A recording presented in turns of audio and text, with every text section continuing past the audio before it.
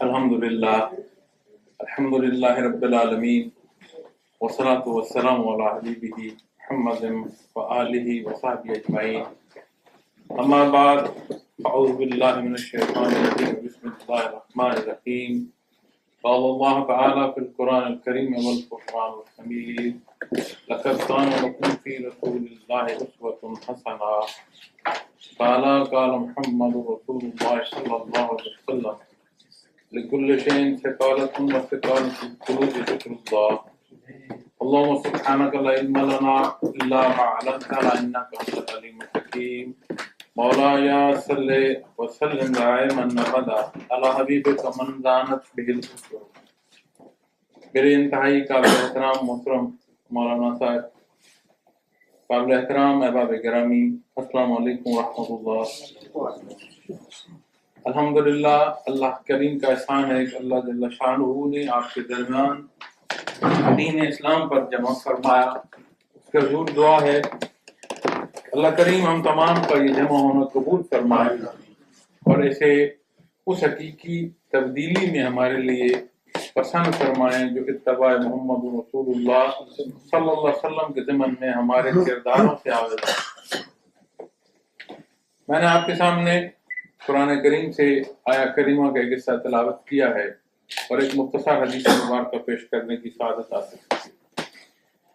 آیا کریمہ میں اللہ جل شانہ نے ارشاد فرمایا کہ لقد کان لکم فی رسول اللہ اسوۃ حسنہ، کہ بے شک تمہارے لیے بہترین نمونہ حیات اسوہ رسول صلی اللہ علیہ وسلم۔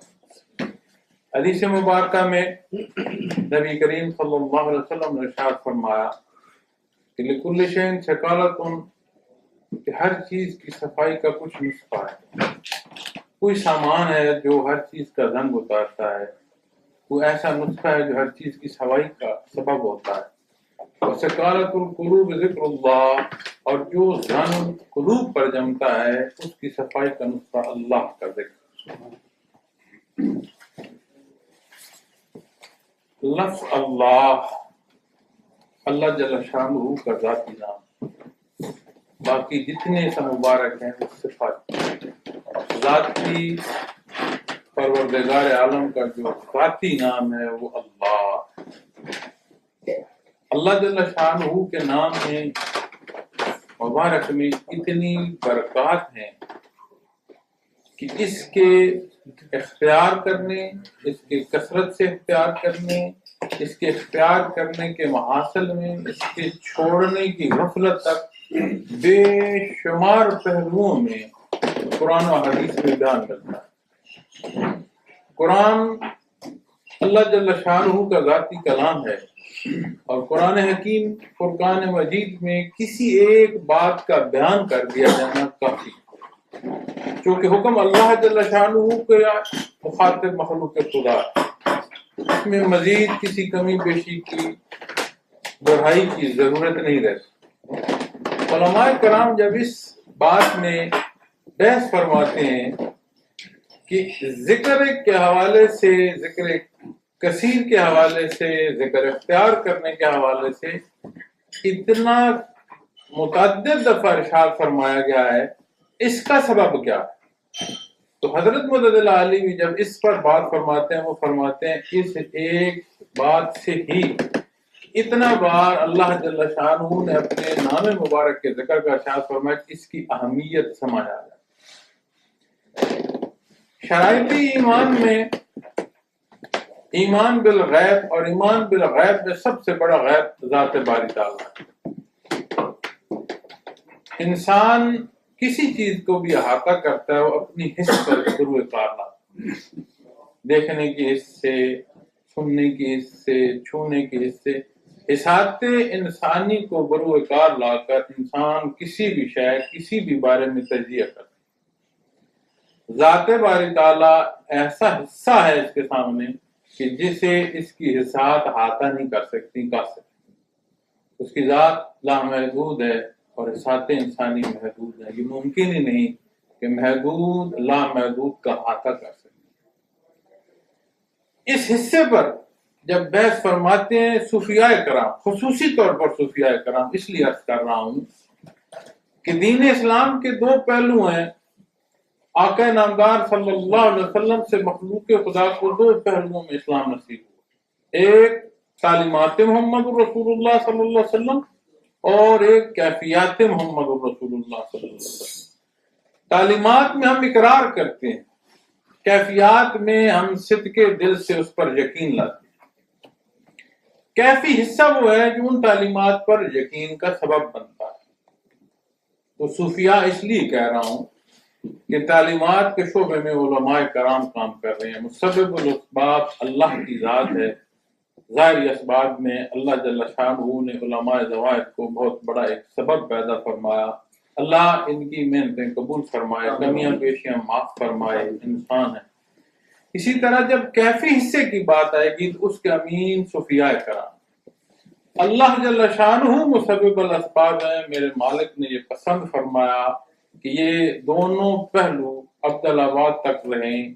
قیامت تک کا امتحان تبھی ہے جب یہ حق بھی موجود ہے اور اس بشر کے پاس استعداد بھی موجود ہے، عقل و خرد بھی موجود ہے، اور ایک چوائس، ایک نیت اور ایک راہ اختیار کرنے کا حصہ اس کے پاس بھی ہے. تو صوفیاء کرام اللہ کریم ان کی محنتیں قبول فرمائے، مجاہدے منظور فرمائے، کمی بیشی معاف فرمائے. وہ سبب ہیں اس شعبے کو مخلوق خدا تک پہنچانے.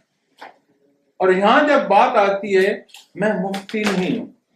جب کبھی فقہی بحث کی بات آئے گی تو میں کوشش کروں گا اس پر رائے دینے کا جو حق ہے وہ مفتی صاحب کا ہے. اس مفتی صاحب کا ہے جس پر یہ اتفاق ہو کہ اس کا اس درجے کا علم ہے اور اسے وہ سند دی گئی ہو، باقاعدہ طور پر دی گئی ہو، اس کی سب سند پر عمل کیا جا سکتا ہے. میرے پاس وہ اختیار ہے، نہ وہ اختیار ہے نہ اس فقہی شعبے میں اس درجے کا علم ہے. میں جب اس پر بحث میں آؤں گا تو میرا ٹھوکر کھانا جو ہے وہ زیادہ سمجھ آتا ہے کہ میں کسی مسئلے میں ٹھوکر کھا جاؤں. اسی طرح جب صوفیاء کے شعبے میں بات آتی ہے تو جب یہاں جتنا بڑا بھی عالم بات فرمائے گا، علمی حصے میں اس کی رسائی اور ہے، اور کیفیات کا جو شعبہ ہے یہ بحری ہے. اس بحر میں جو احباب اللہ نے جنہیں توفیق عطا فرمائی ہے، محنت فرما رہے ہیں، ان کا تجزیہ اس بحر میں زیادہ سود مند ہے کیونکہ وہ اس شعبے کے لوگ. تو جب کیفیات محمد رسول اللہ صلی اللہ علیہ وسلم کی بات آتی ہے تو اس بحث میں رہنمائی ایسے حصوں پر لی جاتی ہے جن بزرگوں کا اس شعبے میں کام. تو حضرت متضلع علی بھی جب اس بات پر تفسیر فرماتے ہیں کہ اتنی بار قرآن کریم میں ذکر اسم ذات کا ذکر جو ہے ایک، تو یہ اس پہلو کی وضاحت فرما دیتا ہے کہ کتنا اہم حکم ہے، کتنا اللہ نے اس حصے کو ہمارے لیے پسند فرمایا. دوسرا وہ فرماتے ہیں کہ اللہ جل شانہ کا ارشاد ہے، اللہ ولی الذین آمنوا، اللہ ہر صاحب ایمان کا دوست. اب جب وہ اللہ اختیار کرتا ہے اور اس شعبے میں چلتا ہے، کرتا وہ نیت ہے. عطا پھر بھی اللہ رب العالمین فرما رہے ہیں، نیت کے لیے بھی اللہ جل شانہ کا کرم ہے کہ اس نے نیت اختیار کرنے کی توفیق بخشی. لیکن جب وہ اس پر میں چلتا ہے، اب کتنا مجاہدہ اس نے کیا، کتنی محنت اس نے کی، کتنے اخلاص سے اس نے کی، میرے اللہ نے اس پر کتنا احسان فرمایا. یہ ایک الگ پہلو اور ایک الگ نقطہ ہے بات کا. وہ فرماتے ہیں کہ جب اللہ کی انسان تکرار کرتا ہے تو اس کیفیت کو پا لیتا ہے جس کیفیت کو حساب انسانی نہیں پا سکتا. وہ اس ایمان کی چاشنی کو محسوس کر لیتا ہے جس کا ارشاد نبی کریم صلی اللہ علیہ وسلم نے فرمایا کہ اللہ جل شانہ کی ذات حاضر ناظر ہے. لمحہ لمحہ لہجہ لہجہ اللہ جل شانہ کی ذات ہر جگہ موجود ہے. تو خود اپنے اتنے قریب نہیں جتنا قریب رب العالمین. اب جاننا اور جاننے کے ساتھ اس کا یقین ہونا زمین و آسمان کا فاصلے کا سبب بنتا ہے.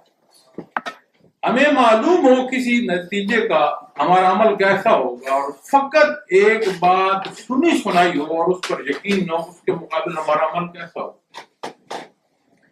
صوفیاء کا وہ شعبہ ہے جس شعبے میں محنت کرا کر خلوص دل سے اتباع محمد الرسول اللہ صلی اللہ علیہ وسلم کا سبب کیا جائے۔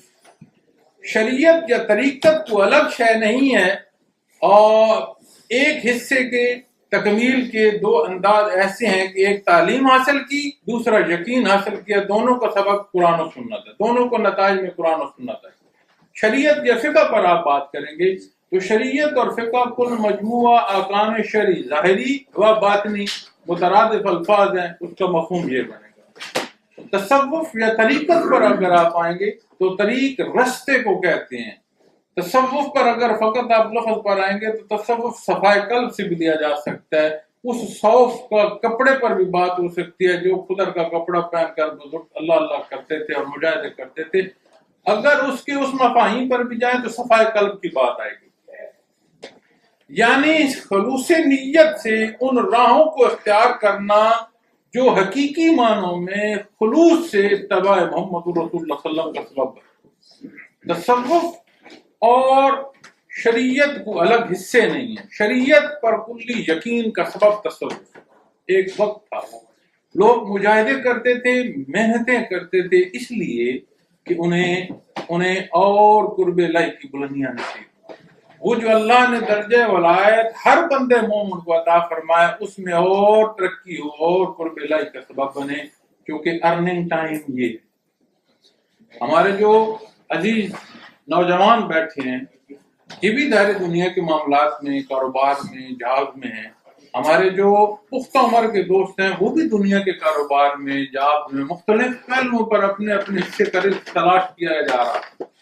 اب جو نوجوان ہے اس کی محنت، اس کا دیکھنا کیسا ہے، اور جس نے اپنی زندگی بسر کر چکا ہے اس کا ان چیزوں کو دیکھنا کیسے ہے۔ نوجوان سمجھتا ہے کہ یہ ارننگ ٹائم ہے، میں ایفرٹ کروں، میں حالات دنیا میں وہ تغیر لاؤں جو مجھے ایسے اسباب دے کہ میری زندگی سہل ہو، باعزت ہو، معاشرے میں مقام ہو۔ اب جس انسان نے زندگی ریٹائرمنٹ کے لائف کے قریب پہنچا دی ہے، اس کی خواہش یہ ہوتی ہے کہ جو ہے اس کا تسلسل رہے۔ کیوں؟ اس لیے وہ یہ سمجھتا ہے کہ جتنی میرے میں استعداد تھی میں صرف کر چکا ہوں، جہاں پہنچنا تھا میں پہنچ چکا ہوں۔ اللہ کا نظام ہے کس وقت کس کو کیا عطا فرما دے، لیکن ایک عمومی تجزیے پر بات ہے۔ اسی حیات میں رہتے ہوئے ہمیں زندگی کی دو حصوں میں یہ دو سوچیں اپنے اندر اپنائے ہوئے ہیں۔ بے شک یہاں جو ہمارے نوجوان بیٹھے ہیں ان سے اس بارے میں سوال کر لیں، اور جو ہمارے بڑے بیٹھے ہیں ان سے اس پر سوال کر لیں، یہ دونوں پہلو ابھی اسی محفل میں ہمارے سامنے آ رہے ہیں۔ تو وہ کیسے ہمیں سمجھ آئے گی کہ ارننگ ٹائم قرب الہی کا کون سا ہے، وہ ارننگ ٹائم یا وہ اہم وقت کون سا ہے جس کے لیے اللہ نے مجھے پیدا فرمایا۔ اس کارگاہ حیات کی تخلیق کیا اس لیے ہے کہ ہم پیدا ہوں، روزگار کی تلاش میں نکلیں اور وہ چلتے چلتے دنیا کے دوسرے سرے تک بھی گھوم جائیں اور ایک روزگار کے ذریعے اختیار کریں، ایک گھرانہ تعمیر کریں، اولاد ہو اور دنیا سے رخصت ہو۔ اگر فقط یہ بشر کی اہمیت ہے تو ایک چڑیا کی زندگی کیا ہے، اس کے معمولات کیا ہیں؟ کیا اس کی پیدائش نہیں ہے؟ کیا اس کی صحت بیماری نہیں ہے؟ کیا اس کی افزائش نسل نہیں ہے؟ کیا وہ رزق تلاش نہیں کرتی؟ کیا اس کی موت نہیں ہے؟ کیا اس کو فنا نہیں؟ تو اگر یہی حیثیت عظمت کیا، تو جب قرآن و حدیث سے آپ دیکھیں گے تو آپ کو سمجھ آئے گی اللہ نے آپ کو پسند فرمایا اپنی عبادت کے لیے، آپ کو مقام سچے محمد رسول اللہ صلی اللہ علیہ وسلم عطا فرمایا، جہاں نوری مخلوق رک جاتی ہے وہاں سے آپ کا سفر آگے شروع ہوتا ہے۔ جہاں پر وہ حدیں مخلوق کی ختم ہو جاتی ہیں، اللہ نے پسند فرمایا اس مخلوق کو کہ وہ اس کے قرب میں وہاں سے آگے منازل حاصل کر سکے۔ آپ صلی اللہ علیہ وسلم کی تعلیمات میں پورا نظام حیات ہے۔ قرآن کریم کی ظاہری حیثیت اگر اور عملی حصہ دیکھنا ہو تو وہ ذات کریم ہے، نبی کریم صلی اللہ علیہ وسلم۔ کانا خلقہ القرآن، امہات المومنین سے کسی نے عرض کیا کہ نبی کریم صلی اللہ علیہ وسلم کا اخلاق کریمہ کیا ہے؟ آپ نے فرمایا آپ کا اخلاق کریمہ سارا قرآن کریم۔ تو قرآن کریم کلام ذات باری تعالیٰ کا عملی نمونہ نبی کریم صلی اللہ علیہ وسلم کی ذات ہے۔ قرآن کریم فقط کہانی، فقط واقعات، فقط باتیں، فقط آخرت کی نہیں. قرآن کریم ہم میں سے ہر ایک کو مخاطب فرما رہا ہے. قرآن کریم مقصد تخلیق بیان فرما رہا ہے. قرآن کریم دنیا کی حالتیں بیان فرما رہا ہے، جو ہر ایک کی عمل اختیار جو کیا اس پر جو نتائج مرتب ہیں ان تک چیزیں بیان فرما رہا ہے. کیا تھا اس پر بات فرما رہا ہے، کیا ہے اس پر بیان فرما رہا ہے، کیا ہوگا اس پر بیان فرما رہا ہے. اور ہمارے درمیان موجود ہے یہ حق. آقا نامدار حضرت محمد رسول اللہ صلی اللہ علیہ وسلم نے بنفس نفیس اختیار فرمایا. تو اس لیے اللہ نے فرمایا کہ تمہارے لیے بہترین حیات کا جو نمونہ ہے وہ اسوہ محمد رسول اللہ صلی اللہ علیہ وسلم. اب اسے اختیار کرنے کے لیے کیا درکار ہے؟ اسے اختیار کرنے کے لیے وہ فیصلہ درکار ہے جو ہمیں یہ باور کرائے کہ جو کچھ اللہ نے وعدہ فرمایا یہ حق ہے اور یہ سچ ہوگا. ایسے حالتیں بھی اس دنیا میں دیکھنے میں آئی ہیں کہ بدر کے مقام پر دوسرے روز ابو جہل اور اپنے رفیق جہاں جس گڑھے میں تھے، آپ صلی اللہ علیہ وسلم نے اس گڑھے پر کھڑے ہو کر مخاطب فرمایا انہیں اور پوچھا کہ سناؤ جو اللہ نے وعدہ کیا تھا سچ ہوا کہ نہیں ہوا. اب ان نتائج کا جن کا اللہ نے بیان فرمایا ہے، قانونی قدرت ہے، ایسا ہوگا جو وہ اختیار کرے گا ایسا نتیجہ آئے گا. اب ہمیں کیا حصہ ہے؟ اللہ نے اپنے عبادت کے لیے پسند فرمایا، اپنا حبیب کو پسند فرمایا.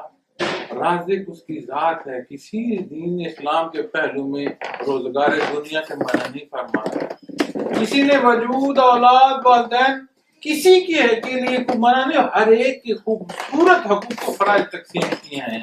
آپ دین اسلام اور آپ صلی اللہ علیہ وسلم کے جو احکامات ہیں ان میں آپ دیکھیں. زندگی کا خوبصورت پہلو اگر چاہتے ہیں، زندگی میں خوشی چاہتے ہیں، زندگی میں سکھ اور سکون چاہتے ہیں، اتباع محمد رسول اللہ صلی اللہ علیہ وسلم. دنیا کی ہر آسائش ہو اور اگر اندر سکھ نہ ہو تو بظاہر ہم دیکھتے ہیں بڑی حیثیت ہے، لیکن جب اس کے ساتھ بات کی جائے تو سمجھ آتی ہے اس کی زندگی تو انگاروں پر صرف ہو. ہم سمجھتے ہیں کہ دنیا میں اس بندے کی حیثیت نہیں ہے. جب اس سے کلام ہو تو سمجھ آتی ہے یہ تو اتنی سکھ میں لگتا ہے ساری دنیا ہی اسی کی. کیوں یہ حالتیں؟ یہ ڈپینڈ کرتا ہے آپ کے اپنے قلب پر کہ وہاں کیا ہے.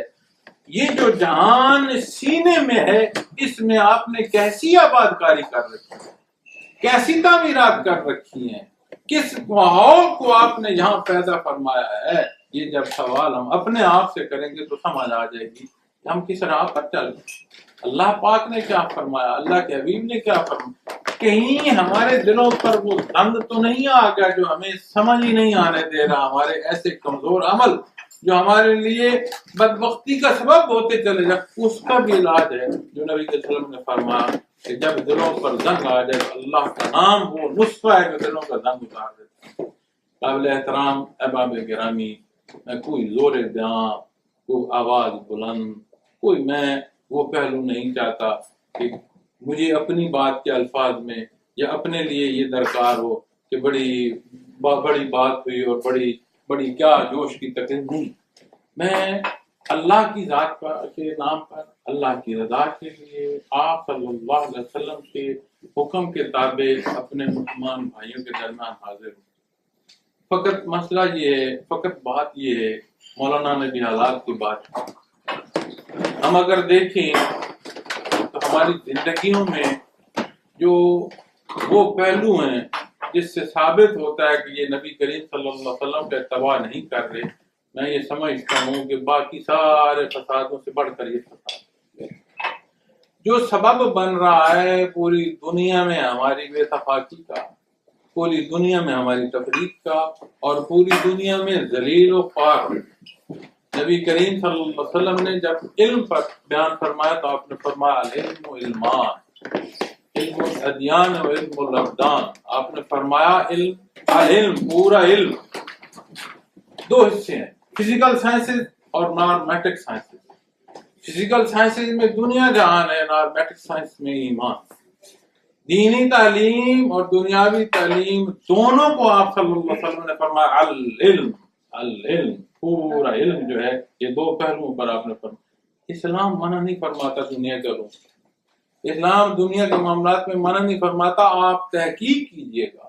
آج ہم اتنے کمزور ہیں کہ ہمیں اپنی تاریخ بھی نہیں معلوم۔ مجھے کل ایک دوست نے کتاب یہیں یو کے میں کسی پروفیسر نے پرنٹ کرائی ہے، تو وہ مجھے بتا رہا تھا کہ بھائی کتنی ایسی چیزیں ہیں جس کا ہم نے حضرت سے سنا تھا، آج تحقیق میں پڑھی ہیں کہ یہ تو کتنی ایجادات ہیں جو مسلمانوں نے کی، اور جس حصے کو ڈارک ایجز کہا جا رہا تھا اس حصے میں کتنی یونیورسٹیاں تھیں جو آباد تھیں۔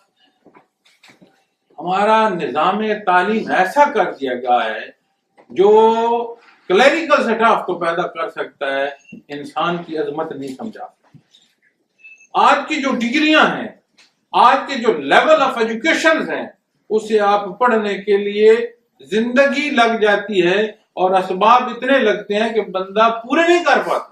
اس سارے کے بعد کیوں سوال کر رہے ہیں میں اور آپ کہ ہماری نوجوان نسل کی قدریں کھو گئی؟ ارے جب اتنا خرچ کیا، اتنی محنت کی، اتنے لیول آف ایجوکیشن حاصل کیے، اس سارے کے بعد کیا حاصل کیا ہم نے کہ ہماری نوجوان نسلیں قدریں کھو بیٹھی؟ اسے نہیں معلوم کہ والد کون ہے، اسے نہیں معلوم کہ بھائی کون ہے، اسے فقط ایک حصہ معلوم ہے کہ میں کون ہوں اور میری ضروریات کیا ہیں۔ تو سمجھ آتی ہے کہ حصہ ایک نے ہم نے اختیار کیا جب دنیا کا ہے، جب دین کا چھوڑا تو پھر اقدار ضائع ہو گئے، اور دین کے ساتھ جب دنیا اختیار نہیں کی تو ہم دنیاوی پہلو میں پیچھے رہے۔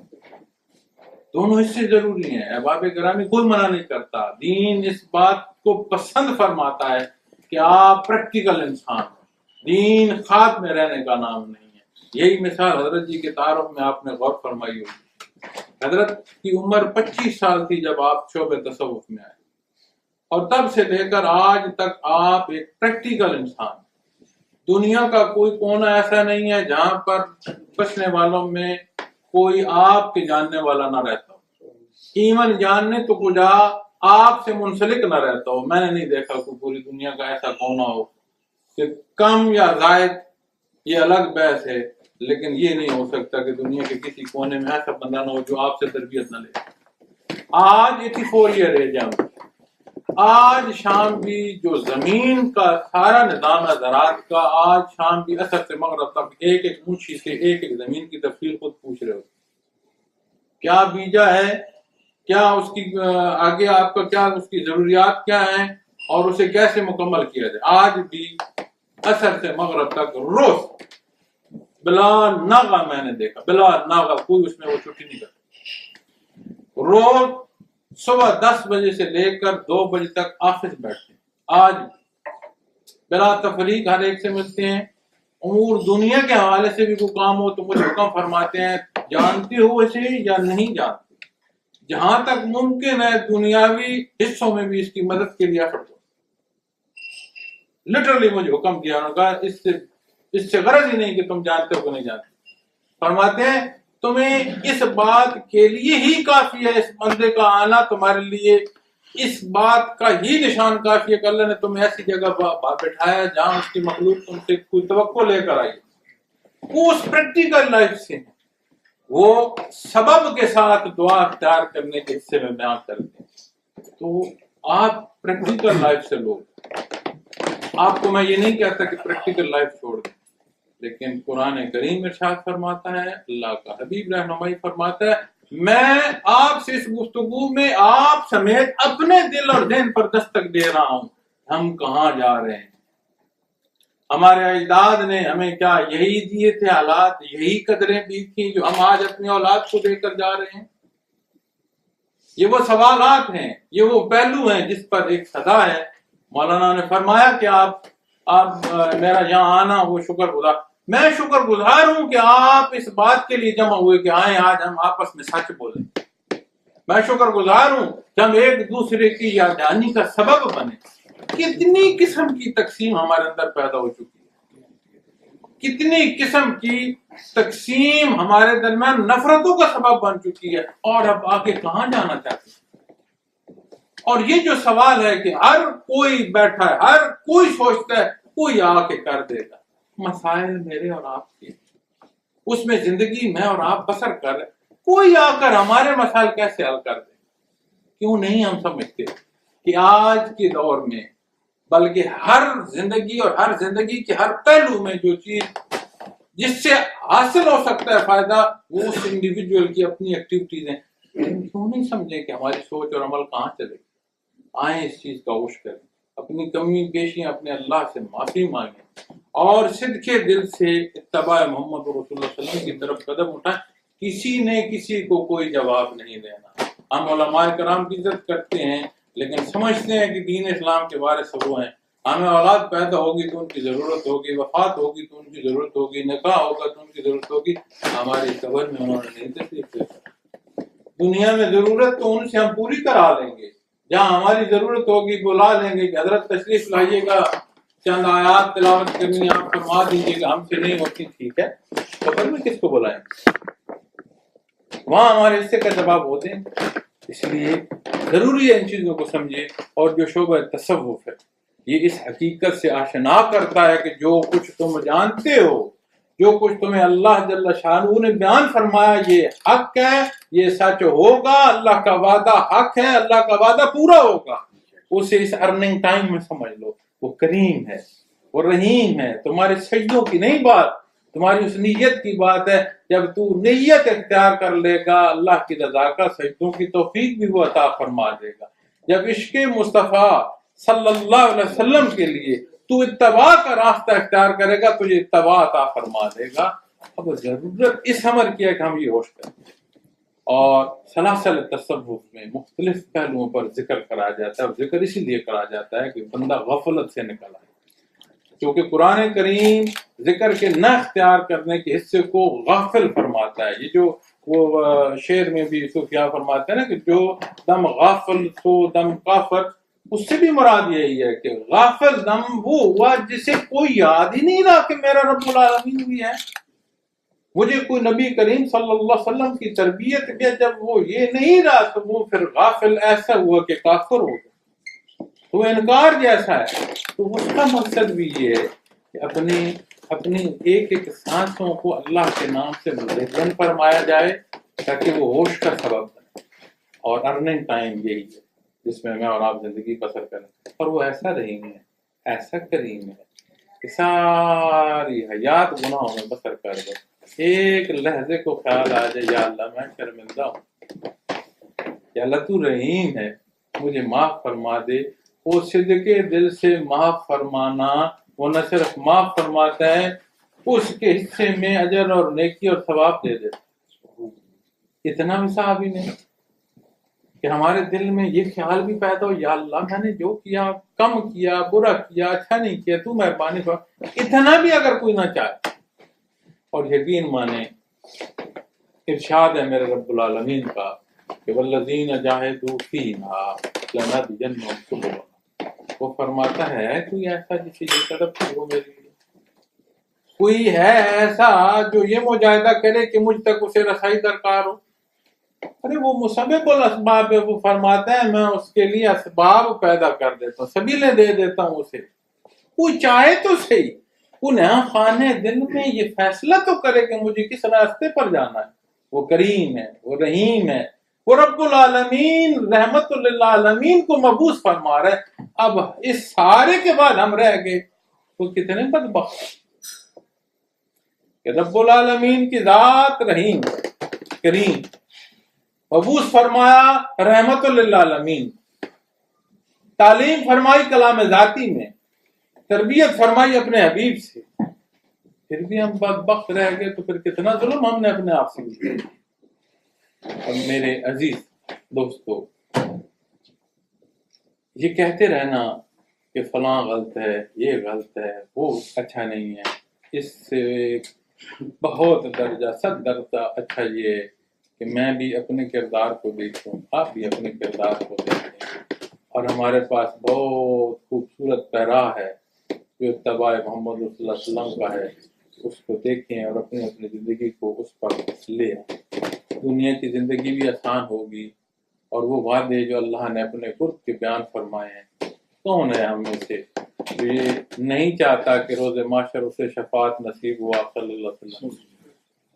اپنی زندگیوں میں غور فرمائیں.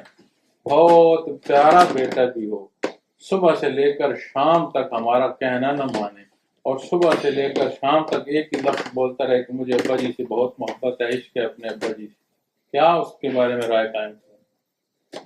تو ہماری صبح و شام اتباع رسالت سے دور حیات گزرے.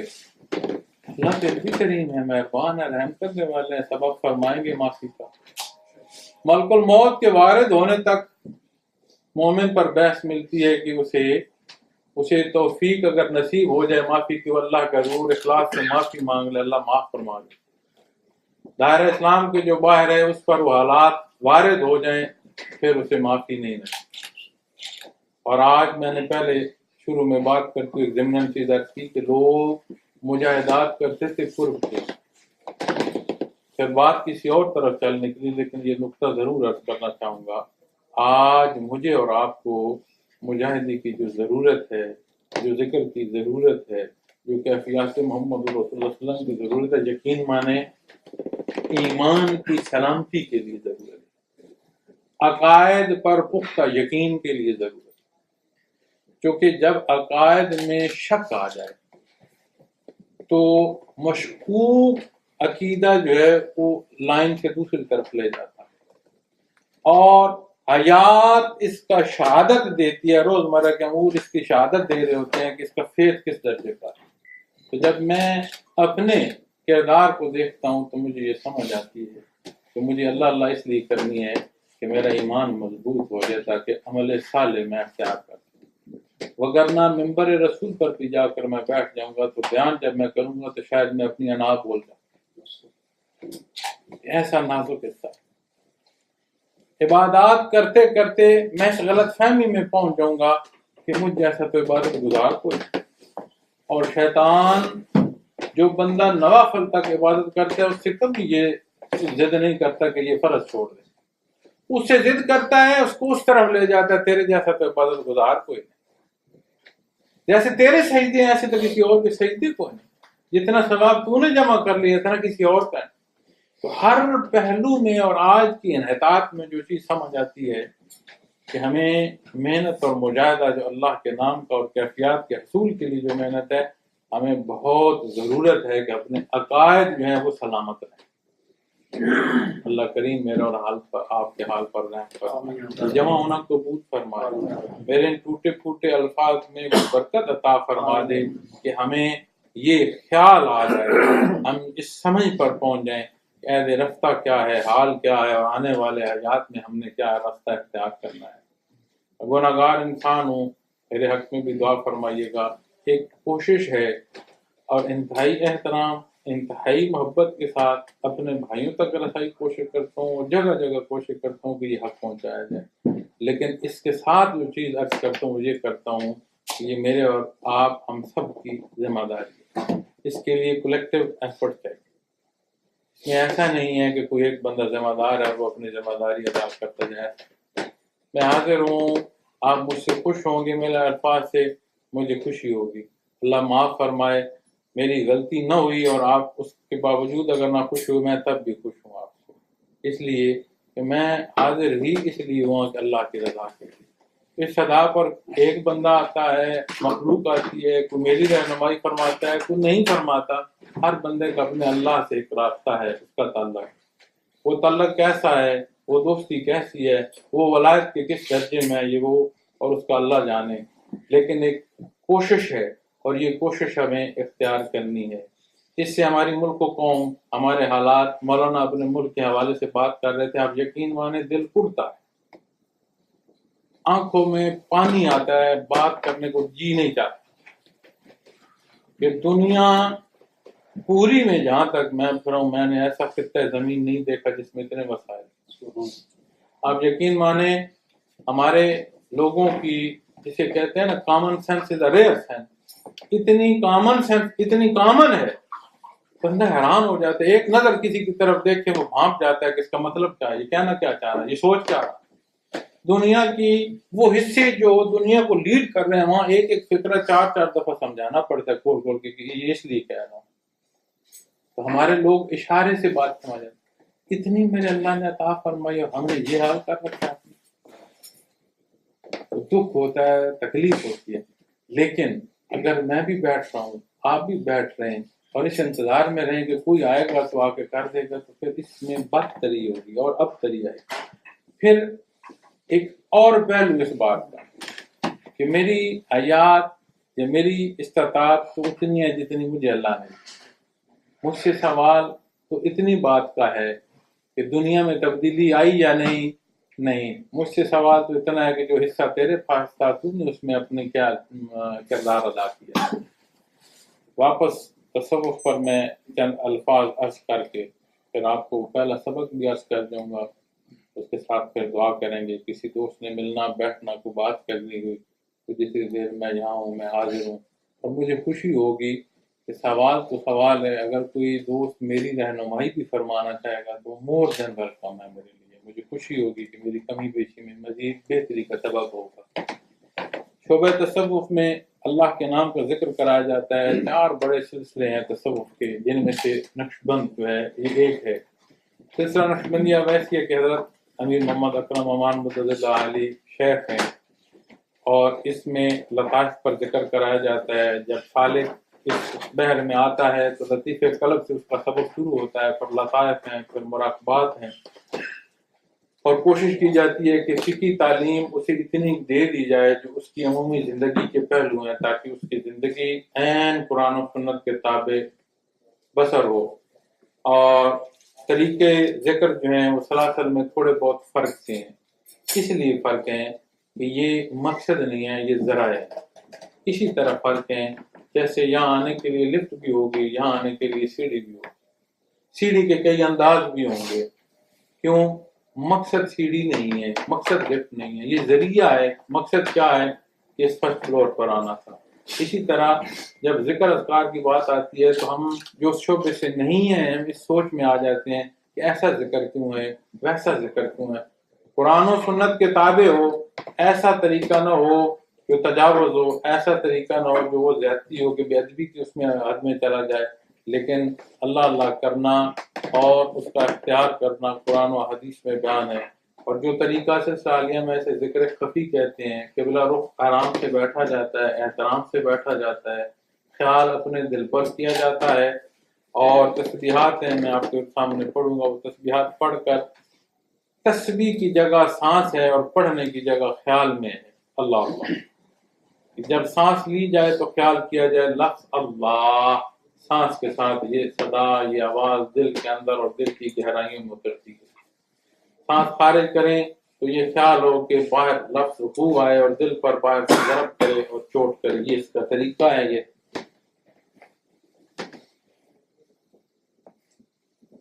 عبادات کا حق تب ادا ہوگا جب ہم صرف اس لیے کریں اللہ کا حکم ہے اور اللہ عبادت کے لائق. لیکن یہ ایسا حصہ ہے، آپ کو دنیا کے حالات میں تنگی آئے، تکلیف آئے، اگریشن آئے، ڈپریشن آئے، کسی طرح کے پہلو میں آپ چند سانسیں اللہ کے نام کی لے کر دیکھ لیجئے گا، ایک ٹھہراؤ پیدا ہونا شروع ہو جائے، ایک اعتدال پیدا ہونا شروع ہو جائے. مولانا آیا کریمہ تلاوت کی تھی کہ اللہ بذکر اللہ تطمئن القلوب. یہ مشروط نہیں ہے کہ کس حالت پر یہ اطمینان صادر ہوگا. تو جب یہ اس پہلو پر مشروط نہیں آتا تو جائز حدود جو جائز حیات کا ہر پہلو ہے، ہر پہلو میں اطمینان کا سبب بنتا چلا جائے گا. اور اطمینان وہ حصہ ہے کہ اگر وہ نصیب ہو جائے تو گرد و پیش بھی اطمینان کا اور اعتدال کا سبب بنتا ہے. تو سلسلہ عالیہ میں جو پہلا سبق ہے اسے لطیف قلب کہتے ہیں. 4-5 منٹ 10 منٹ جتنا ممکن ہو کوشش کیجیے گا. صبح شام خوبصورت اوقات ہیں، اچھی محنت کی جائے تو آہستہ آہستہ 7ویں سبق تک پہنچتے پہنچتے انسان کا پورا وجود اس طرح ذاکر ہوتا ہے کہ وجود کے ذرے ذرے سے اللہ اللہ ہوتی ہے. آگے کے احتیاط میں جائیں. آج ہم جھگڑتے ہیں، آج ہم لڑتے ہیں، تو نے یا رسول اللہ صلی اللہ علیہ وسلم کہا، تو نے یا رسول اللہ صلی اللہ علیہ وسلم نہیں کہا، میں نے یہاں میں نے وہاں باتیں کرتے ہیں. حقیقتاً اگر کوئی چاہے تو اسے فنا پر رسول حاصل ہو. آج بھی یہاں سے برزخ میں آپ کے حضور حاصل ہو سکے، یہ راہ ہے. یہ اللہ کی عطا ہے کہ روز محشر تک یہ چیزیں موجود رہیں گی. دنیا کی بقا کا سبب ایمان ہے، اللہ کرنے والے ہیں. یہ حدیث سے ہمیں یہ سبق نصیب ہوتا ہے. اور اگر آج دنیا اپنی بقا میں ہے اس کا مطلب ہے کہ کیفیات محمد رسول اللہ صلی اللہ علیہ وسلم موجزن ہے. ہمارے پاس سے کوئی گزر گیا، ہم نے دیکھا اور اندیکھا کر دیا، یہ ہمارا معاملہ ہے. ہم نے اپنے دل میں کیا صدقے دل سے غلطیوں کی معافی مانگ کر اپنے اللہ سے اس کا تعلق مانگیں. اللہ پاک دنیا کی عزتیں بھی عطا فرمائے گا، اللہ پاک کو حقیقی عزت بھی عطا فرمائے گا جو روز محشر شفاعت محمد صلی اللہ علیہ وسلم کی سبب ہوگی. تو چند سانسیں میرے ساتھ ذکر کرنے میں توجہ آپ کو اس کی دے دوں گا. اس کے بعد اگر آپ اختیار فرمائیں گے تو انشاءاللہ آپ محسوس کریں گے اس کے نتائج. اور نتائج ایک ہی ہیں کہ زندگی قرآن و سنت کے تابع ڈھلنا شروع ہوئی. مجھے ایک دفعہ ایک دوست تکرار کر رہا تھا کہ آپ کہتے ہیں انوارات نظر آتے ہیں، آپ کہتے ہیں انکشافات ہوں گے. میں نے کہا انکشافات بھی ہوتے ہیں، انوارات بھی ہوتے ہیں، مناظر بھی ہوتے ہیں، لیکن میں نے منہ سے جو کہا ہے وہ قرآن و سنت کا ہے. عزیز اللہ اللہ اختیار کرو، قرآن و سنت کے تابع سوچ سے عمل نہ ہونا شروع ہو جائے پھر میرا غلط نہ. آپ بھی اختیار فرمائیے گا تو آپ کو آہستہ آہستہ سمجھ آ جائے گی، اور انتہائی قلیل وقت میں سمجھ آ جائے گی کہ زندگی میں بہتری قرآن و سنت کی طرف سے آنا شروع ہو. تو جہاں جس طرح آپ تشریف رکھتے ہیں پوری توجہ اپنے دل پر فرمائیے، آنکھیں بند فرمائیے، منہ بند ہو، پوری توجہ کر کے سانس سے اللہ کی تسبیح کرنی ہے اور چند سانسیں لینی ہے. میں اس کے ساتھ اجتماعی دعا عرض کرتا ہوں. میرے ساتھ دل میں پڑھتے آئیے سبحان اللہ والحمد للہ ولا الہ الا اللہ واللہ اکبر ولا حول ولا قوة الا باللہ العلی العظیم. استغفر اللہ ربی من کل ذنب واتوب الیہ. اشہد ان لا الہ الا اللہ اشہد ان محمدا عبدہ ورسولہ. اعوذ باللہ من الشیطان الرجیم. بسم اللہ الرحمن الرحیم. اللہ اللہ سے نکل پہلا لطیفہ. پوری توجہ اپنے دل پر لے جائیں. سانس اندر آئے تو خیال فرمائیں لفظ اللہ، سانس کے ساتھ اندر دل میں اور دل کی گہرائیوں میں اترتا جائے. جب سانس خارج کریں تو خیال فرمائیں لفظ روح باہر آتا ہے اور دل پر باہر سے چوٹ کرتا ہے. اللہ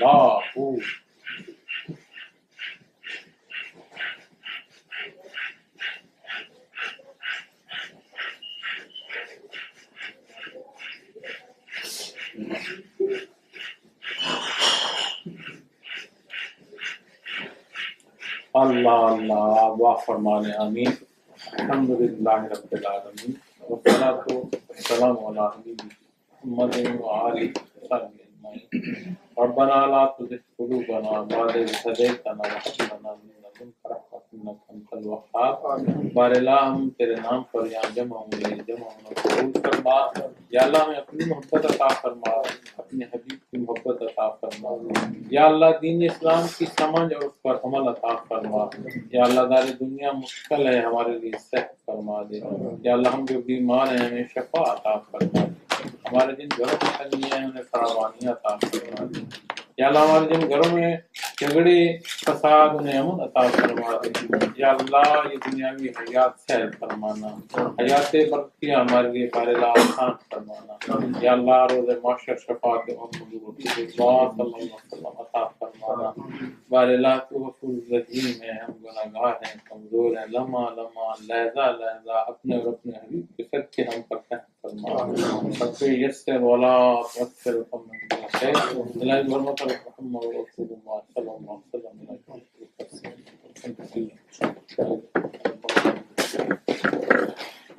صلی اللہ تعالی علی خیر خلقہ وآلہ وصحبہ اجمعین برحمتک یا ارحم الراحمین.